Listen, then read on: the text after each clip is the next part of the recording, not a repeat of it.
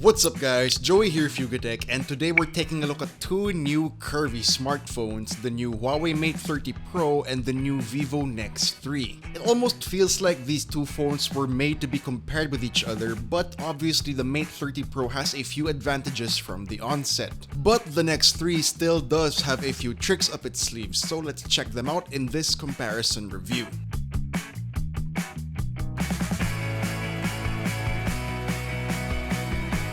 Now before we begin, I'm gonna disclose that both these phones we have are the 4G only versions, not their respective 5G versions. However, this does not really affect the other aspects we're gonna talk about. Starting with design, from the get-go, the NEX 3 is the bigger phone between the two with a screen size of 6.89 inches, as opposed to the Mate 30 Pro's 6.53-inch screen. Despite their same exact battery size, the Mate 30 Pro does feel a tad thinner than the NEX 3. Of course, both phones have really nice curved displays that allow for the removal of the volume buttons. In the case of the NEX 3, it now has capacitive buttons for both volume up, volume down, and the power button. And for the Mate 30 Pro, it still does have that signature red power button on the right side, but for volume, you can double tap on either side of the phone to bring up a volume slider on screen, though you can just slide on the side of the screen to make the corresponding adjustment.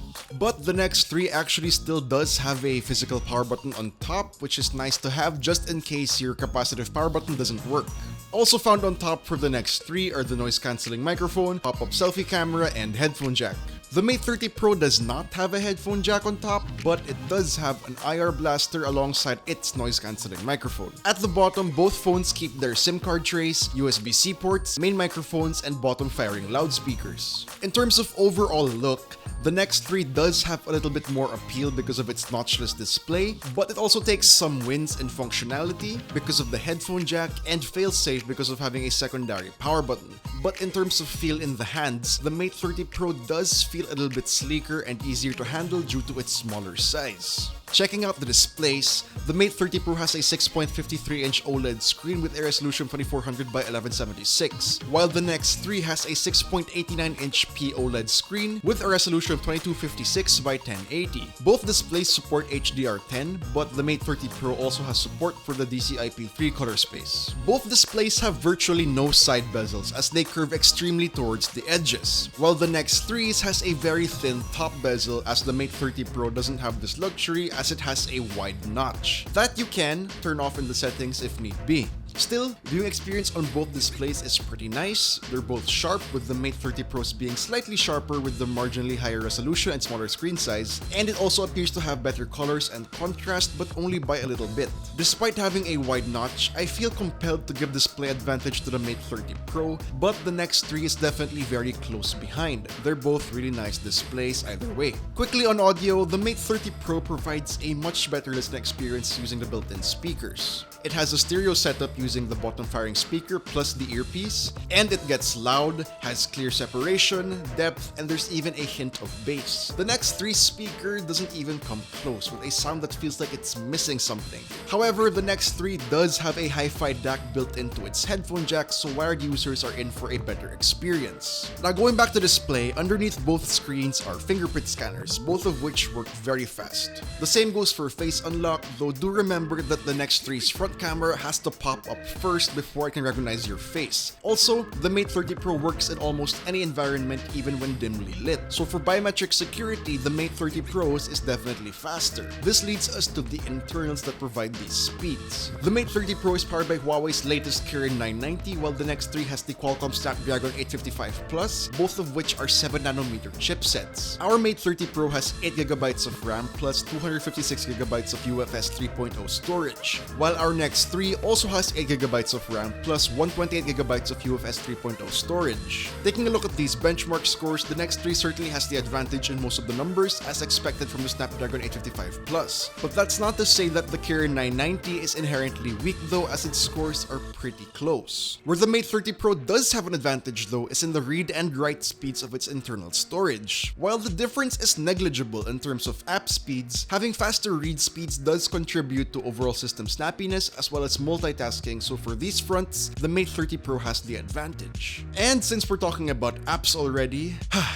let's go. Let's move on to software. The Mate 30 Pro is running EMUI 10, which is based on Android 10, while the NEX 3 runs on FunTouch OS based on Android 9 Pie. Now, as far as the skins go, the main difference here is basically just the interface and the user experience. FunTouch OS is supposed to be simpler and more intuitive, while EMUI is more feature-packed and work over play. But this is the Mate 30 Pro we're talking about, so the biggest hit it takes for software compared to the NEX 3 is of course Google Apps and Services. Yes, there definitely is a way to sideload the Google Play Store and Google Services onto the Mate 30 Pro, but the fact remains, the NEX 3 has these natively and there's almost no chance of them going away, unlike with Huawei. Yes, you can get Google, but it's a band-aid solution at most. And with the ongoing trade ban, the future is uncertain, and this is just the present. For battery, the Mate 30 Pro comes with a 4500 mAh battery with support for 27W wireless supercharge, 40W supercharge, and reverse wireless charging, while the NEX 3 comes with the same capacity at 4500 mAh with support for 44W super flash charge. Both devices last very long, providing more than a day of moderate usage, but since the Mate 30 Pro has a lot more charging features, the battery experience that it provides is going to be better. Now let's check out the cameras, where on paper, Huawei has the advantage. Let's see if the results speak for themselves. The Mate 30 Pro has a quartet of Leica shooters at the back, a 40MP ultra-wide cine camera, 40MP super sensing camera, 8MP telephoto, and a 3D depth sensor. And in front, it has a 32MP selfie shooter as well as a 3D depth camera for face unlock. Meanwhile, the NEX 3 has a trio of rear shooters, a 64MP main, 13MP ultra-wide, and 13MP telephoto. For selfies, the pop-up camera contains a 16MP shooter. First, checking out shots from the main rear cameras, the Mate 30 Pro does provide wider dynamic range, preserving details even in the shadows. Both phones lean towards more aggressive boosting of saturation, but it does feel like the NEX 3 does this a little bit too much, as well as with the contrast. Ultra-wide shots are about the same, though it's apparent that there's more detail from the Mate 30 Pro's shots, which can be attributed to its 40MP ultra-wide sensor as opposed to the NEX 3's 13MP ultra-wide sensor. And now for telephoto, the Mate 30 Pro can get up to 3x optical zoom and 30x digital zoom, while the NEX 3 can only get up to 20x digital zoom. Quality, however, leans more towards the Mate 30 Pro, as it gets sharper shots with more natural colors even at 30x, while the NEX 3 simulates better dynamic range by upping the contrast a little bit too much. Now checking out portrait mode, subject background separation is more or less equal between the two, but then again the Mate 30 Pro does something with the colors that makes them pop out more while still remaining realistic. However, when taking shots of people in particular, the NEX 3's warmer tones work to its favor as it preserves more accurate skin tones. And moving to low light with night mode turned off, for this city shot, the NEX 3 is actually able to provide a more dynamic shot, even able to capture the highlights accurately, while the Mate 30 Pro has a cleaner, sharper look even if it isn't as bright. With night mode on though, the NEX 3 is definitely more aggressive, and in this case it sort of works in its favor, making the shot look even more dynamic. The Mate 30 Pro's night mode shot looks like the NEX 3's standard shot. But when we get to almost complete darkness, the NEX 3 is helpless, as the Mate 30 Pro didn't silhouette me even with night mode off. It also took the NEX 3 more than a few seconds to expose the same shot in night mode, whereas the Mate 30 Pro did take a long time also, but it made a clearer image overall as if the lights were turned on in this bathroom. Now for selfies, we're kinda leaning more towards the NEX 3 for this one, for providing better skin tones and capturing even the tiniest of details. But the Mate 30 Pro does have a more natural look with its portrait selfies and beauty mode selfies. And for video, both phones can shoot up to a maximum resolution of 2160p or 4K, but the Mate 30 Pro is just so much more versatile when it comes to frame rates. Up to 60fps on the 4K, it's got 960fps at 1080p, while the NEX 3 can do the same, it's only at 720p. And let's not forget, the Mate 30 Pro's slow motion can go as far as 7680 FPS at 720p, and is currently the only phone on the market that can do so.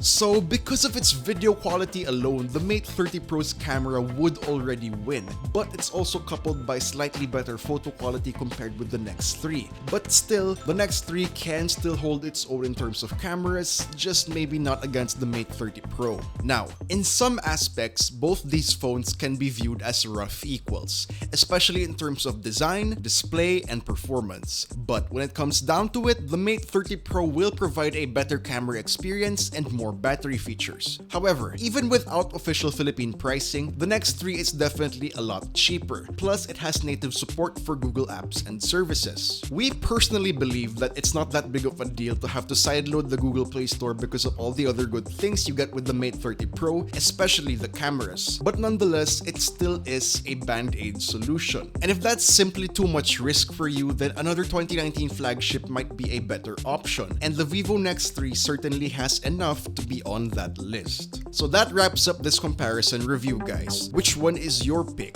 The Huawei Mate 30 Pro or the Vivo NEX 3? Let us know in the comments down below, and if you enjoyed this video, please do drop a like, subscribe to our YouTube channel for more content, hit the bell icon so you don't miss any future uploads, and be sure to visit YugaTech.com for the latest tech news and reviews. This has been Joey, and I'll see you guys in the next one.